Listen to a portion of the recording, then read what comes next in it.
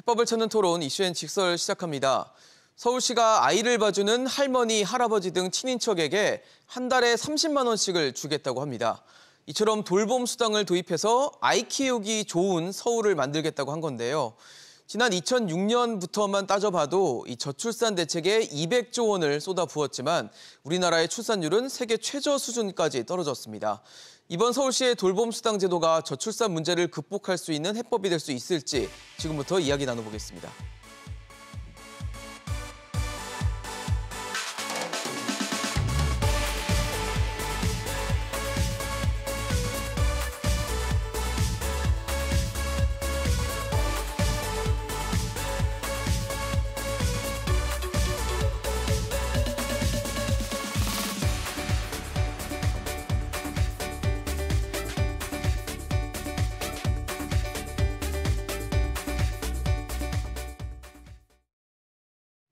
네, 오늘 함께해 주실 세 분 소개하겠습니다. 서울대 사회복지학과 이봉주 교수, 한림대 사회복지학과 석재은 교수, 박연미 경제평론가 나오셨습니다. 어서 오십시오. 안녕하세요. 네, 안녕하세요.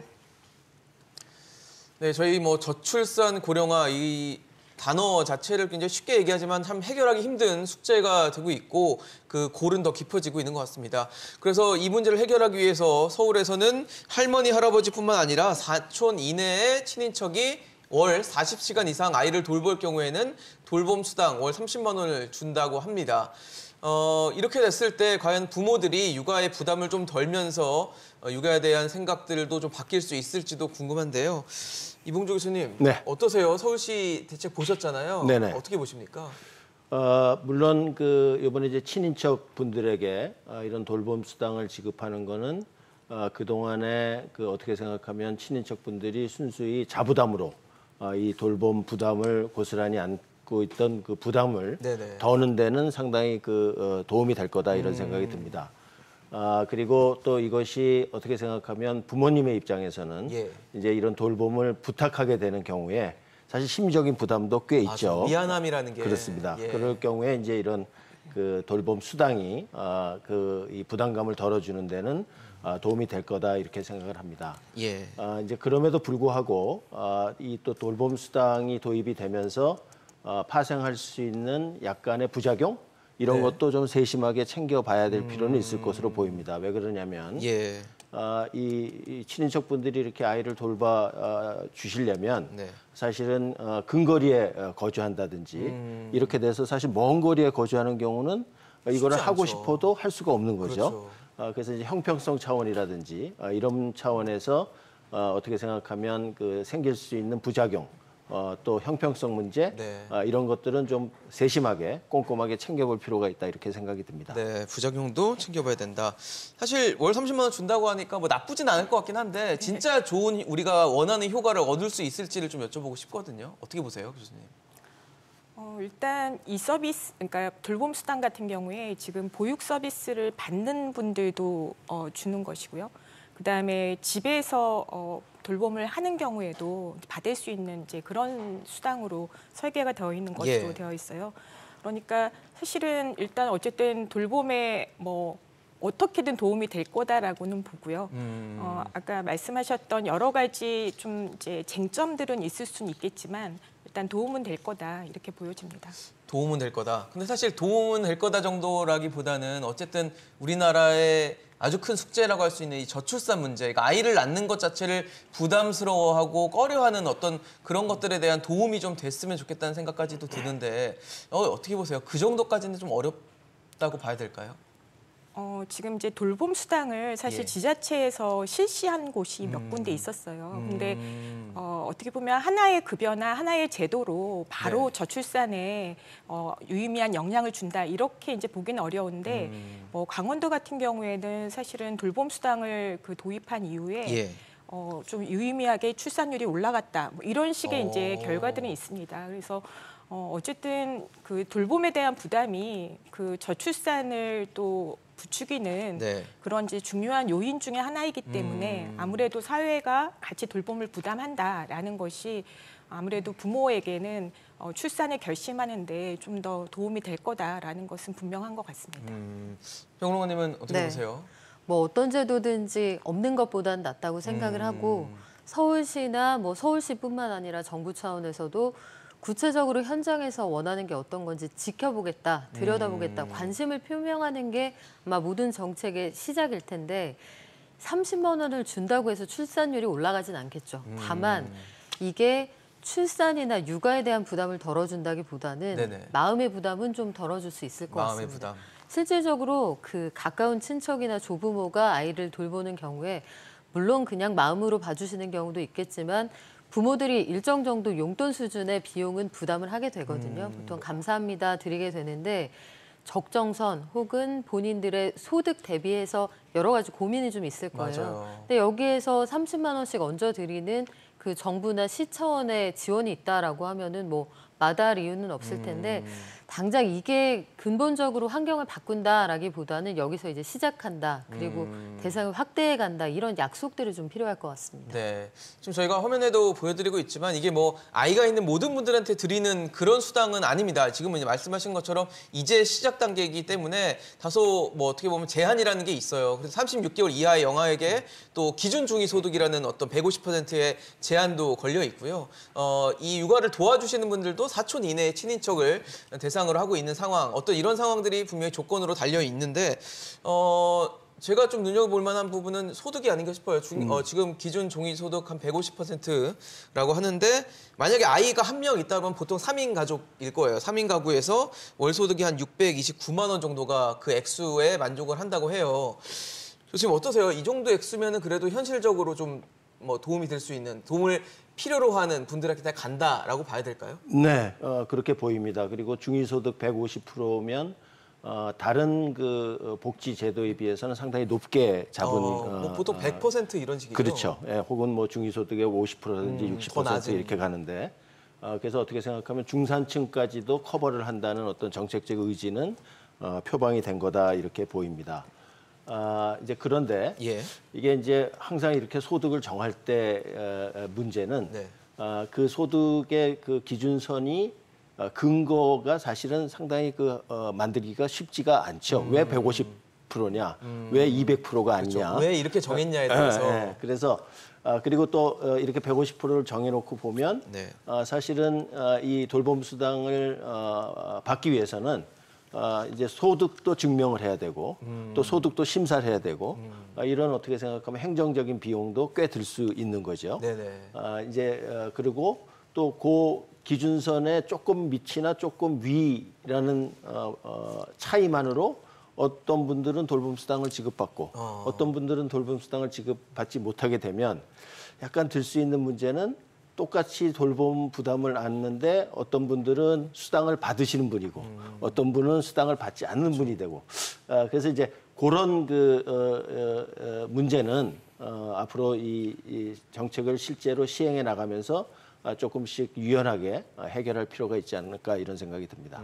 여전히 숙제가 남아 있는 상황인데 석 교수님 어떠세요? 그러니까 소득 제한은 있어요 일단 지금 현재로서. 네.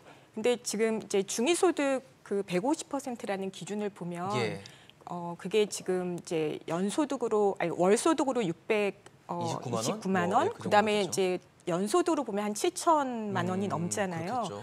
예, 그런데 이게 이제 통계청의 가계금융복지조사 자료에 네네. 따르면 지금 30대 연령의 그 가구 소득이 소득 5분위로 했을 때 소득 4분위의 평균 소득이 7,280만 원이에요. 그러니까 말하자면 30대 그 가구라고 봤을 때 보통 이제 그렇게 영아를 가지고 있는 네네. 30대 가구라고 봤을 때는 한 80% 그러니까 30대 전체. 말하자면 이제 상위 20% 정도를 제외하고는 네네. 포함이 되는 그런 기준이라고 봐져요. 꽤 높은 그래서 기준이네요, 꽤 넓게 일단 포괄을 한다라고 보여지고요. 그리고 지금 실제로 이제 그 수급 대상을 16,000명을 일단 1차 년도에 설정을 했더라고요. 예. 그런데 그게 그 매년 이제 그렇게 보호해야 되는 서울시의 아동 수가 보니까 45,000명 정도 4만 명에서 45,000명 정도 예. 되니까 한 3분의 1인데 그렇네요. 복수로 또 그 보호를 한다라고 네. 돼 있잖아요. 그러면 이제 한 40~50% 정도는 보호를 포괄한다. 받을 수 있다. 이렇게 보여지기 때문에 일단 작은 대상은 아니다라고 그러네요. 보여집니다. 어쨌든 서울시의 대책이고 지금 서울시에서 포용할 수 있는 어느 정도 일정 부분은 좀 상당히 좀 하는 거 아닌가라는 말씀을 주셨는데 평론가님 보시기에는 어떠세요? 저는 두 가지 좀 아쉬운 점이 있었는데 예. 한 가지는 이 정책의 궁극적인 목표가 뭔지를 그걸 먼저 설정을 했으면 좋겠어요. 네네. 일단 사회복지제도라고 하면은 우리가 저소득층 취약가정을 먼저 지원하고 그분들에게 집중적인 지원을 하는 게 맞는데 궁극적으로 이 제도는 저소득층 지원 제도가 아니라 출산율을 제고하고 육아 부담을 줄이자는 거거든요. 근데 육아 부담이라는 건 사실 소득과 무관하게 전 계층에게 골고루 부과되는 부담이에요. 맞아요. 그렇다면 이 부분에서는 소득 기준을 적용하는 게 조금 더 탄력적일 필요가 있다는 생각이 듭니다. 왜냐하면 예컨대 그 맞벌이하는 30대 부부가 있다고 예를 네. 들어보죠.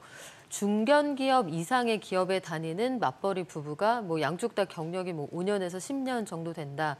아마 그 기준을 넘어갈 가능성이 상당히 크거든요. 소득 기준을요? 그렇죠. 그리고 맞벌이 하지 않는다고 해도 만약에 양쪽에 한 사람이 대기업에 다닌다. 그러면 입사하는 그 시점부터 이미 그 기준을 넘어설 가능성이 큽니다. 근데 이런 것들을 고려하면 결국은 어느 가정에서 태어나든 아이들을 많이 낳았으면 좋겠고 아이를 낳으면 섭섭하지 않게 키워준다는 네. 사회적인 신뢰를 주는 게 이 정책의 목표라면 사실은 이런 부분에서는 왜 하는 정책이냐에 따라서 소득 기준을 좀 탄력적으로 적용할 필요가 있을 것 같고 또 한 가지는 여기에서 그 조부모나 친인척이 보육을 해줄 수 있는 가정이 많지 않을 수 있어요. 그러니까 그렇죠. 가까운 친인척이 맞아요. 돌봐줄 수 없는 여건 경우에는 자체가. 기관, 서울시하고 협의가 된 민간 기관에 바우처를 주는 형태로 한다고 하는데 네네. 그러면 부모의 선택권이 제한됩니다.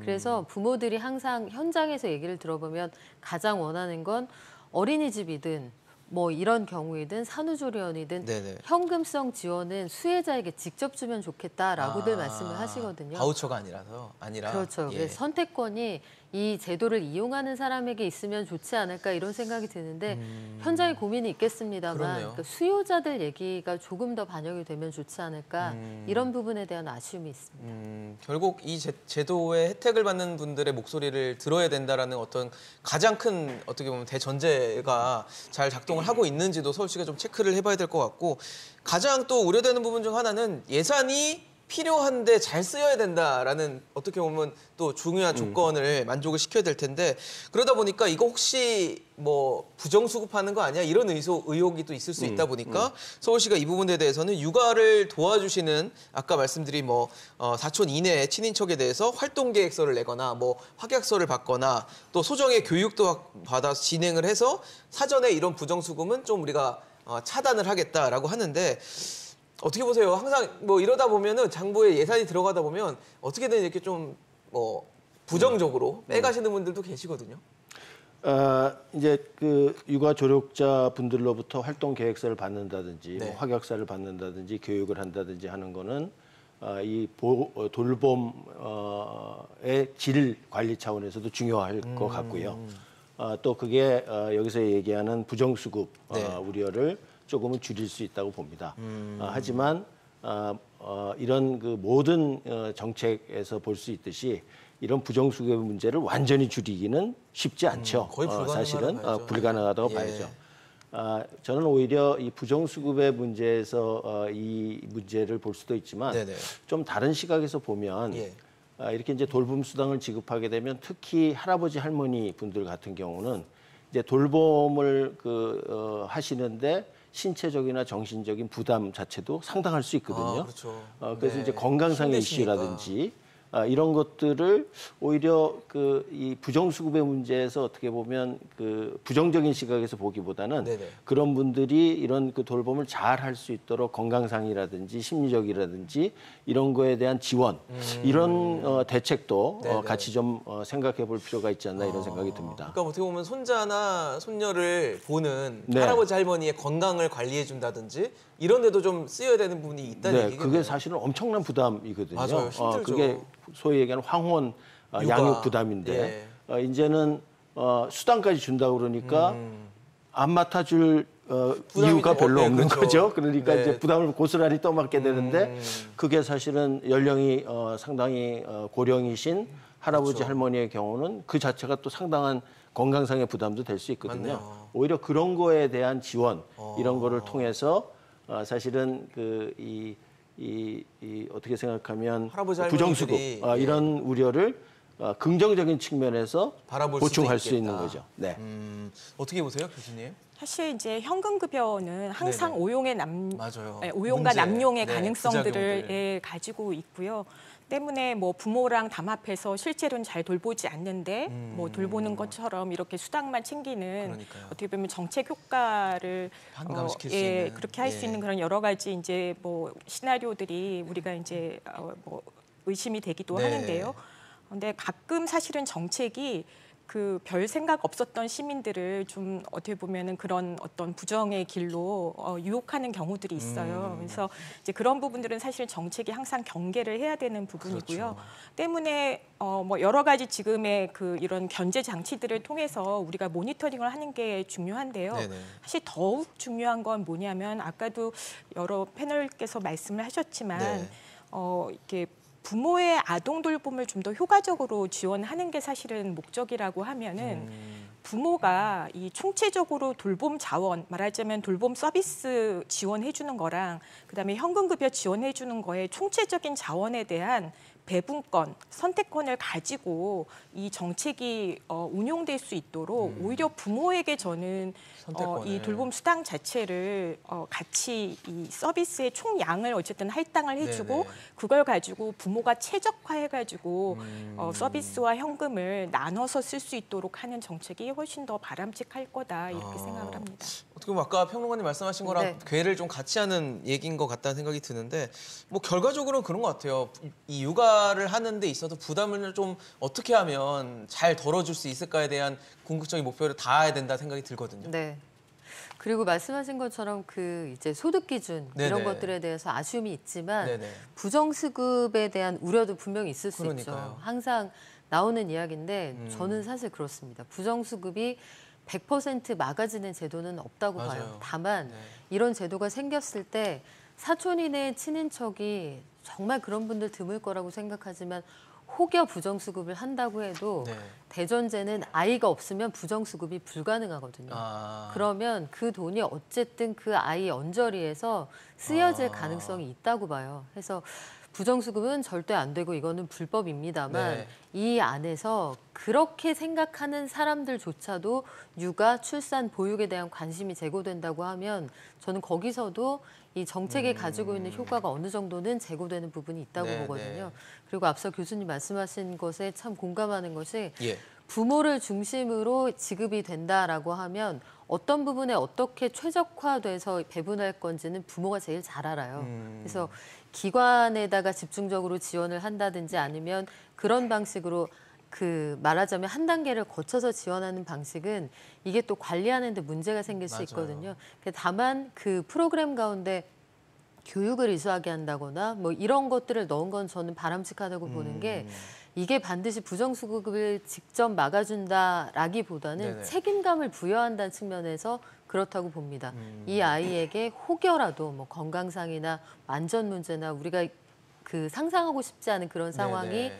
벌어진다고 했을 때 주 양육의 책임이 누구에게 있었느냐 이런 것들을 확인해가는 과정에도 단서가 될 수 있거든요. 그래서 그런 부분들을 그 파일로 정리해서 관리한다 이런 측면에서 의미가 있겠지만 그 제도 자체가 부정수급을 막아준다고 보진 않아요.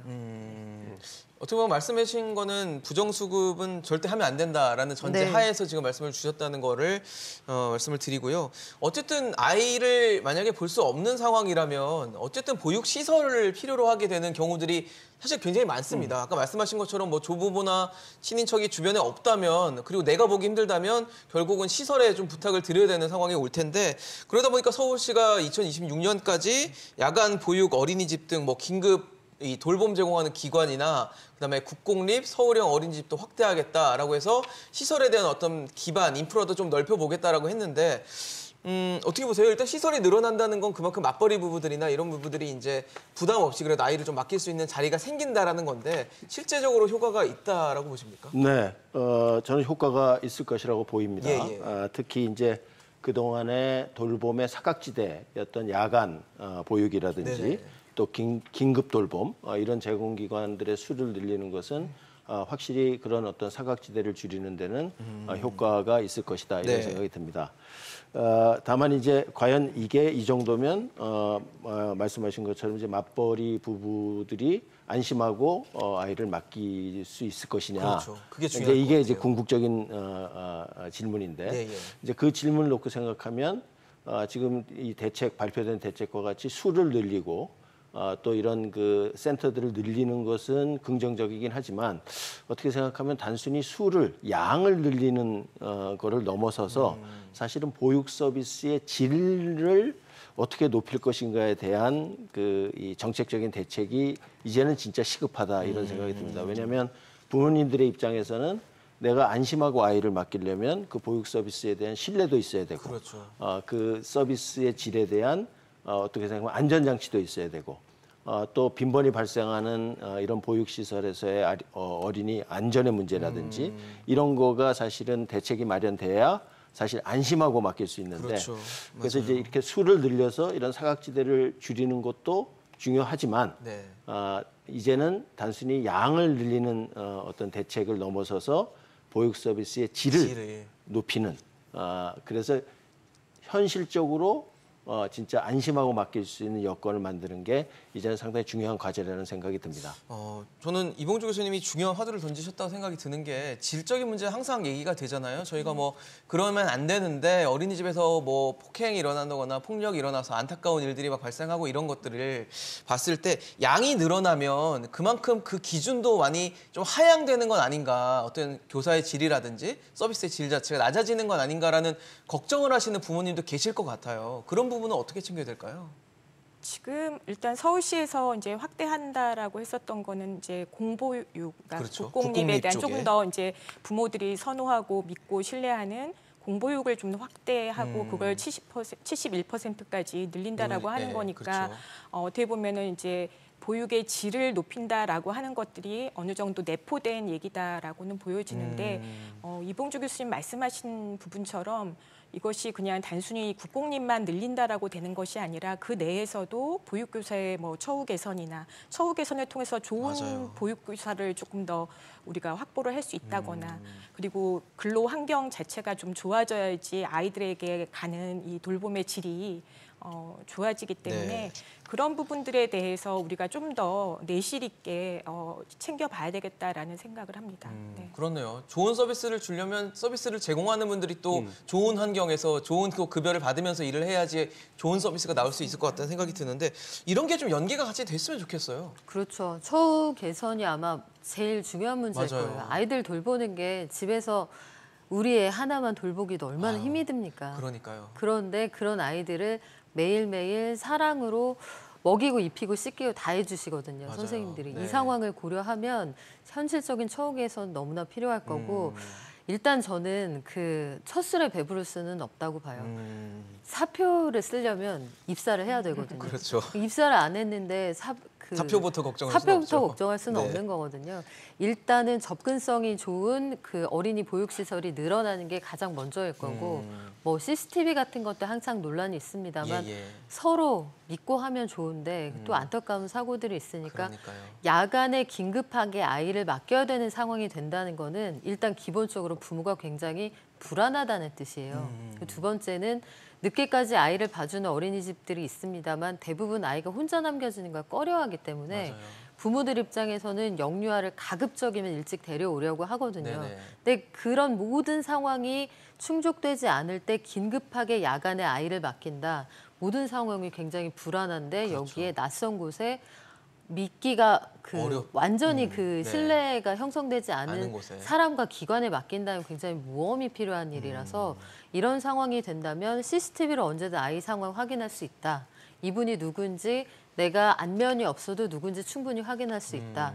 아이하고 원할 때 언제든지 뭐 소통할 수 영상통화이든 있고. 예. 소통할 수 있다. 이런 부분에 대한 확약 같은 것들이 좀 필요하고요.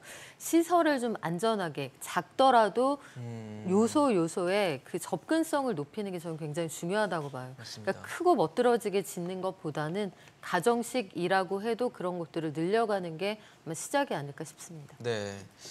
사실 말씀을 주신 것처럼 어린이집이나 뭐 이런 보육기관의 어떤 처우를 개선한다는 게 굉장히 중요할 수밖에 없고 그게 또 굉장히 포인트가 되고 있는 게 지금 정부가 일단 초등학교 단계에서 방과 후 돌봄 기능을 강화한 이 전일제 학교를 추진하는 방안을 거론을 했어요. 뭐 추진하겠다는 건 아니었고 이제 방안을 얘기를 했는데 교원단체들이 반발을 하고 나섰습니다. 아무래도 뭐 돌봄 어떤 확대 정책의 수단으로 쓰이는 것, 그다음에 뭐 민원이나 책임에 대한 문제, 여러 가지 불만들이 좀 있으니 이것도 같이 좀 챙겨야 된다라는 어떤 목소리일 수도 있을 것 같은데 쉽지는 않을 것 같아요. 네. 전일제 학교. 네. 말은 좋은데 네. 과연 서비스를 제공하는 입장에서 이걸 반길 만한 이슈는 또 아닐 것 같다는 생각도 들고요. 네, 이게 그 초등학교 방과 후가 대표적인 또 돌봄의 사각지대이다 보니까 예. 그런 면에서 이제 초등학교에서 학교를 세팅으로 해서 이런 돌봄 서비스를 학교를 중심으로 하자는 근본적인 어떤 방향은 그렇죠. 저는 맞다고 봅니다. 방향은. 그런데 이제 그 저희가 몇 가지 이제 짚어볼 게 있는데 이게 이제 전일제 학교 이렇게 네. 해서 이제 학교에서 하면 이게 고스란히 교사분들의 부담으로 들었으면 이게 사실 교사분들의 입장에서는 교육도 담당하면서 또 보육도 담당해야 되는 돌봄도 담당해야 되는 이런 이중 부담을 지게 되는 거거든요.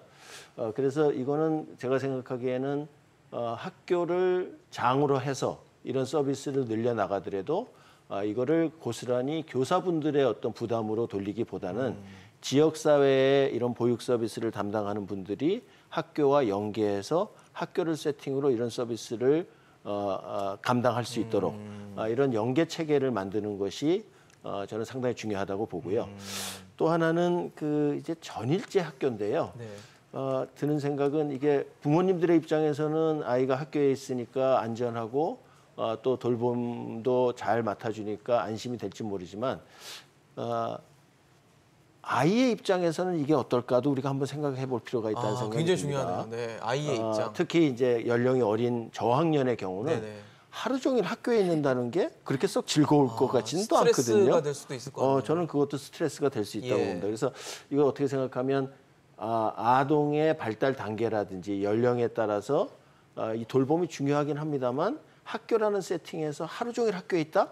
이 자체가 아동에게는 또 어떤 부담이 될지. 그러네요. 그래서 조금 그 부모님들의 양육 부담을 더는 차원에서의 관점도 필요하지만 아동의 관점에서 진짜 아동이 행복한 그 어떤 돌봄 세팅은 예. 어떤 것인가 이런 거에 대한 우리가 사회적으로 좀 그 고민과 또 대책을 마련해 볼 필요도 있다는 생각이 듭니다.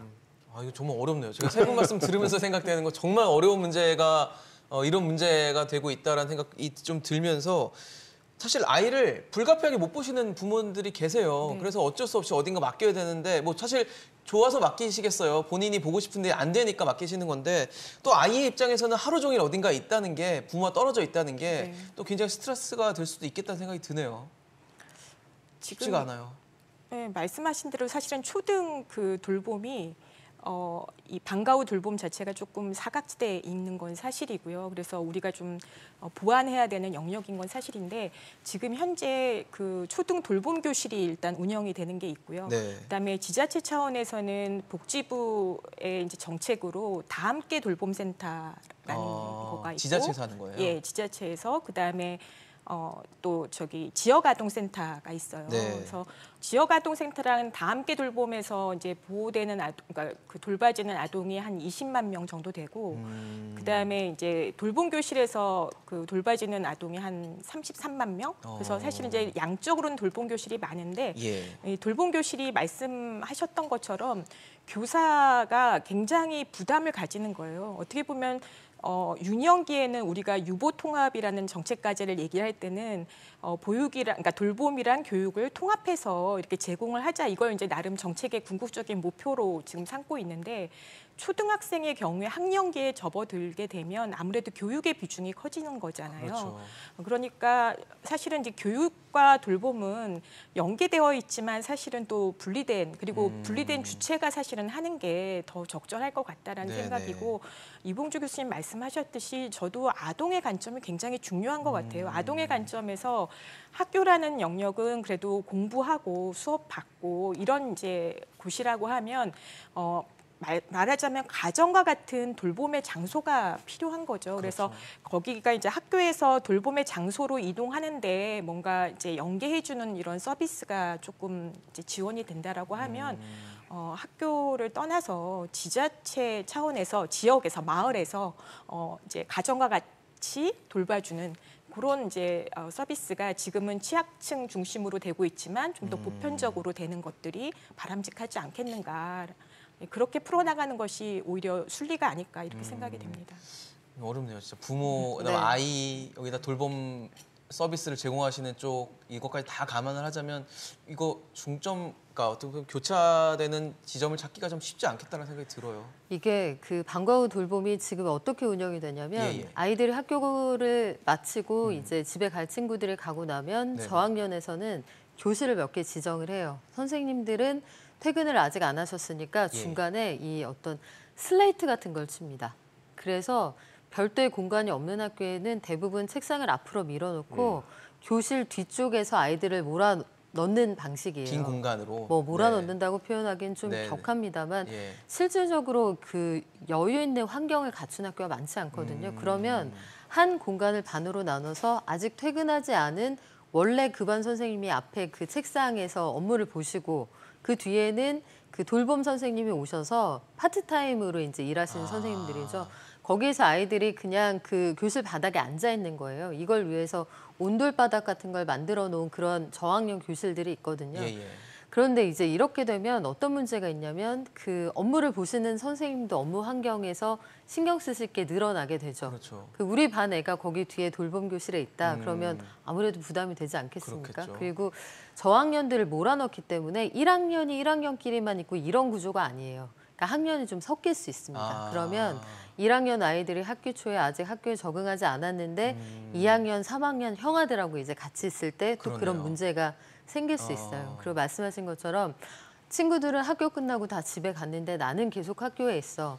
그렇다면 현실적으로 우리가 공간, 환경, 선생님을 이 마련하고 대처하는 게 문제가 될 텐데 네. 학교의 아이들이 돌봄이 필요하다라면 별도의 환경을 조성하는 게 저는 필요하다고 봐요. 그런 방식이 아니라 그냥 거기에 그 불안하지 않게 놔둔다는 의미가 아니라 예컨대 별도의 시설 같은 걸 마련하는 거죠. 학교 안에 뭐 놀이방 같은 시설을 마련을 하든 예. 해서 교사들이 반대하지 않도록 이 공간을 같이 쉐어해도 문제가 없다는 느낌이 들도록 별도의 책임자를 두는 것도 필요할 것 같아요. 뭐 굳이 장명을 하자면 CCO 같은 형식으로 해서 뭐 칩 케어 뭐 오피서라든지 해서 이게 교사들의 가웬일이 아니라는 걸 인식을 시키면서 실질적으로 방과 후 선생님들이 단순히 파트타이머가 되면 그 엄마들 사이에서 어떤 얘기를 하냐면 예. 나 이번에 선생님 잘 걸렸어. 그러니까 선생님들이 이게 복불복이 되면 안 되잖아요. 그렇죠. 그런 방식이 되면 안 되기 때문에 네네. 그 선생님들이 어느 정도 자격 수준을 가지고 계시고 이분들에 대한 처우를 개선하고 충분히 아이를 돌볼 수 있는 환경을 제공해야 이게 시너지가 나는 것이지 무작정 밤늦게까지 봐드립니다만 가지고는 아마 해결이 안 될 겁니다. 물론 학원으로 돌리는 것보다 더 낫다고 생각하는 부모님들도 분명히 계실 계시죠. 텐데 예. 해 나가야 하는 일들이 사실 그렇게 간단하진 않습니다. 지금 이렇게 아이를 맡기는 게 어렵고 고민되는 지점들이 있다 보니까 이제 부모들이 선택하는 방법들이 여러 가지가 있습니다만 그 중에 대표적인 게 이제 일을 그만두시는 분들이 계세요. 특히 엄마가 이제 일을 그만두십니다. 그러면 이제 경력 단절이 생기는 거죠. 그러면서 뭐 일터를 떠나면 이제 계속 이제 일터를 떠나시는 분도 계시고 돌아오시려고 노력은 또 중간에 하시는데 이게 경력 단절이 생기다 보니까 못 돌아오시는 분들 계시고 뭐 이런 상황들이 이제 연출이 돼요. 그러면 이제 집에 안에 뭐 소득 자체가 줄어들고 이러다 보니까 둘째에 대한 생각은 또 안 하게 되고 이러면 이제 출산율이 또 떨어집니다. 이런 어떤 구조적인 문제가 계속 돌아갈 수밖에 없는데 이러다 보니까 정부 특히 서울시도 최대 90만 원의 구직 활동 지원금을 지급을 한다고 해요. 그래서 이제 경력 단절 뭐 하신 분들이 다시 또 사회생활 할 수 있도록 도와주겠다라는 건데 어떻게 보세요? 이건 도움이 될까요? 물론 도움이 되리라고 생각이 듭니다. 돌아오실 수 있을까요? 이제 다만 이제 90만 원을 지급하는 것이 경력 단절 되신 분이 구직 활동을 하는데 드는 비용이라든지 예. 이런 것들을 보전하는 데는 틀림없이 도움이 된다고 봅니다만 사실 이것만으로 이분들이 진짜 경력 단절해서 일터로 돌아올 수 있을까? 예. 이렇게 놓고 보면 이것만으로는 그게 그렇게 원활하게 않을 됐지 것 같다. 않을 것 같다는 생각도 듭니다. 왜 그러냐면 경력 단절이 일어난 원인 자체가 네네. 어떻게 생각하면 우리나라 노동시장에서 일과 가정의 양립이 아직은 현실적으로 완전히 어렵다. 가능하지 않은 상태이기 때문에 예. 사실 그런 그 일터의 분위기라든지 사실 또 어떻게 생각하면 성차별이라든지 이런 문제를 제도적으로 근본적으로 해결을 해서 사실은 여성이나 남성이나 육아 부담을 갖더라도 말씀하신 것처럼 대부분 여성분들이 경력 단절이 맞아요. 가는 거잖아요. 예. 그거는 틀림없이 그렇게 되는 데는 여성분들에게 주어진 어떤 차별이라든지 이런 그 편향적인 시선이 우리 사회에 있다는 얘기거든요. 예. 사실 이제 그런 게 사회 구조적으로 해결이 돼야 되고 두 번째는 이제 이렇게 경력 단절을 경험하신 분들이 다시 일터로 돌아가기 위해서는 단순히 그냥 구직 활동만 돼서 되는 것이 아니라 사실은 재취업을 위한 훈련이라든지 교육이라든지 이런 문제도 상당히 심각할 수 있거든요. 그래서 그런 것들도 어떻게 생각하면 이분들이 다시 본인들의 커리어를 밟아갈 수 있도록 지원해주는. 그래서 이분들이 이 단순히 그냥 경력 단절을 벗어나서 재취업을 하는 것이 아니라 좋은 일자리로 움직일 수 있도록 그렇죠. 이렇게 지원하는 게 저는 상당히 중요하다고 생각이 듭니다. 그래서 이런 구직 활동에 드는 경비를 보전해 주는 거는 틀림없이 상당히 이 도움은 되지만 네네. 그 자체만으로 경력 단절의 문제를 해결할 수 있다는 거는 우리가 너무 꿈 같은 소리일 수도 있겠네요. 좀 너무 희망적인 네. 안목이 아닌가 이런 생각이 듭니다. 저희가 지금 화면에 보여드리는 게 경력 단절 여성의 어떤 지표들을 좀 보여드리고 있어요. 사실 기혼 여성 15세부터 54세까지의 기혼 여성이 한 830만 명 정도 되는데 그중에 경력이 단절된 분들이 한 140만 명이 넘는다고 해요. 18%에 거의 달하는 숫자가 되는데 상당히 많네요. 아마 여러 가지 이유가 있겠지만 여기서는 아마 육아나 이런 문제도 분명히 영향을 많이 줬을 것 같은데 어떻게 보세요? 이 대책에 대해서는? 사실 이제 경력 단절 여성에 대해서 이제 효과적으로 좀 작동하는 정책이 되려고 하면 예. 왜 경력 단절 여성이 노동시장으로 재진입이 안 되는가에 대한 원인을 한번 살펴볼 필요가 그렇죠. 있고 예. 거기 재진입하는데 장애가 되는 게 어떤 건가를 이제 살펴볼 필요가 있는데 네. 지금 이제 구직활동 지원금은 아무래도 노동 공급 차원에서 경력 활동 여성이 좀 더 이제 노동 공급 차원에서 좀 소극적이다라는 전제하에서 좀 더 열심히 구직 활동을 하면 다시 재진입할 수 있을 거다라는 가정을 깔고 있거든요. 근데 사실은 그렇진 않을 거다라는 생각인 거예요. 말하자면 훨씬 더 복잡한 이유가 있다는 거죠. 예컨대 여전히 경력 단절 여성이 그 재진입을 해야 되는 그 경제적인 이유도 있지만 또 하나 다시 그 가정에서의 그 아동을 양육해야 된다라고 하는 부담을 역시 같이 가지고 있기 때문에 일가정 양립에 대한 요구를 충족시킬 수 있는 일자리, 말하자면 좀 더 유연하고 본인의 이제 시간 선택이 가능한 그런 일자리들을 요구한다라는 거죠. 그렇죠. 근데 그런 일자리가 사실은 별로 그렇게 선택의 여지가 없는 것,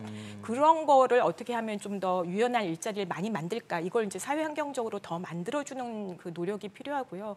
두 번째로는 사실은 이분들이 이전에 경력 단절 이전에 가졌었던 그런 그 질의 일자리를 재진입할 때 같은 질의 일자리로 들어가기가 굉장히 어렵거든요. 네네. 말하자면 인적 자본을 충분히 본인의 인적 자본을 충분히 활용해서 본인이 그래도 만족할 수 있는 정도의 퀄리티의 일자리로 들어갈 수 있는 것들이 사실은 굉장히 어렵죠. 제한적이에요. 잘안 되고. 예, 그러다 보니까 사실은 이제 일자리 뭐랄까 그런 어떤 기존 노동시장에 그런 경력 단절 여성이 들어갈 수 있는 좋은 질의 일자리가 그리고 본인이 계속 성장할 수 있는 일자리가 만들어질 수 있느냐, 이게 사실은 노동 수요 차원에서 우리가 조금 더 환경을 조성해야 되는 부분인 것 같아요. 그래야지 어떻게 보면 이런 구직 활동 지원금의 노동 공급 차원의 어떤 정책뿐만 아니라 오히려 노동 수요 차원에서의 정책이 같이 돼야지 사실은 실효성이 있지 않을까 싶습니다.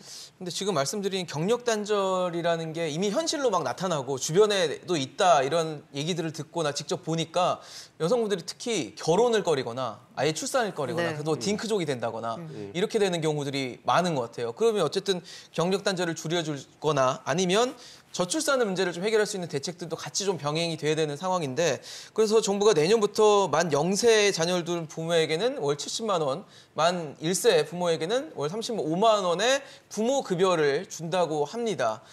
어떻게 보세요? 이런 총체적인 어떤 대책들이 돌아가고는 있는데 네. 진짜 필요로 하는 사람들이 이거 필요해, 나 이거 효과적일 것 같아라고 느껴야 중요한 것 같거든요. 부모 급여가 만약에 다른 것과 중복해서 수급이 가능하다라고 한다면 네네. 저는 현실적으로 도움이 된다고 중복이 봐요. 된다면 만약에 맞벌이 부부가 예. 아이가 태어나서 둘 중에 한 사람이 이제 휴직을 하고 아이를 돌본다 그러면 일단 아이가 태어나는 그 순간부터 병원비, 산후조리원비 그리고 한 명은 월급이 줄어드는데 회사에서 혹여 육아휴직 수당을 받는다고 해도 이게 뭐 100만 원 언저리에 네, 그치거든요. 상한이 있죠. 그런데 그냥 소비하는 주체가 집에 하나 늘어났단 그렇죠. 말이에요. 맞아요. 근데 여기에서는 쓰레기 버릴 때도 돈이 들어요. 기저귀. 맞네요. 그런 것들을 총체적으로 생각을 해보면 아이가 태어나는 것만으로도 중산층 가정에서 굉장히 쪼들린다고 느낄 수 있습니다. 현실적으로. 소득이 적지 않았던 가구라고 해도 소비 패턴이 당장 달라지는 건 아닌데 늘어나는 소비처는 있으면서 네, 소득이 줄어들게 그러니까요. 되거든요. 그래서 다른 것들을 삭감하지 않고 만 0세 기준으로 70만 원, 100만 원이 지급이 된다. 이거는 뭐 상당히 도움이 될 그러네요. 것으로 보는데 이게 이제 다른 거하고 어떻게 중복해서 뭐 영아 수당 같은 것들과 중복 같이. 지원을 할 것이냐 아니면 다른 걸 제하고 줄 것이냐 여기에 대한 뚜렷한 기준 같은 게 필요할 거고 육아휴직 이후에 수당의 어떤 절대 수준을 좀 늘려주는 거 이런 것들하고 그러니까요. 병행이 돼야 될 것 같아요. 결국은 내가 집에서 아이 낳고 아이를 돌본다고 해도 월급이 종전과 대비해서 월소득이 크게 줄어들지 않는다는 안정감이 있어야 아이를 낳아서 키울 수가 있거든요. 근데 이거는 결국은 주거비 부담 같은 것들하고 총체적으로 좀 시야를 넓혀서 그렇죠. 봐야 하는데 맞아요. 최근 몇 년 동안 주거비 부담은 크게 늘었는데 내가 소득이 줄고 소비처가 늘어난다. 아이 낳기가 쉽지 않습니다. 그래서 여기 현실적인 소득 보전이라는 측면에서는 저는 부모들에게 급여 형태의 지급을 한다. 저는 긍정적으로 보고 있습니다. 이 교수님 어떻게 보셨어요? 그 말씀해주신 대로 네. 아이를 낳고 또 양육하는 데 드는 경제적인 부담을 덜어주는 데는 틀림없이 도움이 되리라고 생각이 듭니다. 네네. 그렇지만 그 말씀하신 것처럼 2006년 이후에 정부가 예. 한 200조 원을 저희가 저출산 대책에 어마어마하게 쏟았거든요. 썼더라고요. 그런데 출산율은 오히려 그 기간 떨어졌어요. 동안에 계속 떨어졌죠. 급락했습니다. 네. 네. 그래서 이제 어떻게 생각하면 이 저출산 문제의 해결은 그 원인을 조금 더 우리가 분명하게 생각을 해봐야 되는데 이런 이제 부모급여 같은 경우는 사실은 결혼한 가구가 아이를 낳는 데는 도움이 되는데 실제 우리가 가지고 있는 저출산 문제의 가장 큰 원인 중에 하나는 결혼 초혼 연령이 늦어지고 또 아예 결혼을 하지 않는 비혼 인구가 늘어난다는 것이거든요. 그건 무슨 얘기냐면 이런 육아 부담, 그 외에 주거 문제, 또 취업 문제 이런 것 때문에 사실 젊은 세대 분들이 결혼을 꺼리게 되고 결혼을 늦추게 되기 때문에 그래서 이 결혼을 한 가구에 대한 이런 그 지원도 중요하지만 어떻게 생각하면 사회 경제적인 환경적인 측면에서 이 결혼을 꺼리게 되는 그런 걸림돌들을 해결하는 게 근본적으로는 장기적으로는 훨씬 더 중요한 저출산 대책이 될 수 있다. 그래서 저는 저출산 문제 해결을 출산율을 높이자 이렇게는 해결이 되지 않을 것이다. 출산을 하고 싶은 환경을 제공하는 것으로 이 문제를 풀어가야지 출산율을 우리가 높여서 저출산 문제를 해결하자. 이거는 약간 단편적이고 너무 단기적인 시각이라는 생각이 듭니다. 알겠습니다. 지금 어쨌든 정부가 출산율을 높이기 위해서 또는 돌봄에 대해서 질을 높이기 위해서 양을 높이기 위해서 여러 가지 지원책을 내놨습니다. 하지만 아까 말씀드린 것처럼 첫 술에 배부를 수는 없을 것 같아요. 지금 하고 있는 숙제들도 많고 지금 해결되기 어려운 문제들도 구조적으로 산적해 있습니다. 이 문제를 지금 당장 해결하기보다는 하나씩 좀 해결해 나가는 좀 현명한 지혜가 필요한 시점이 아닌가 싶습니다. 오늘 이봉주 교수, 석재은 교수, 박연미 평론가와 함께했습니다. 이슈앤직설 오늘 준비한 소식은 여기까지입니다. 지금까지 함께해 주신 여러분 고맙습니다.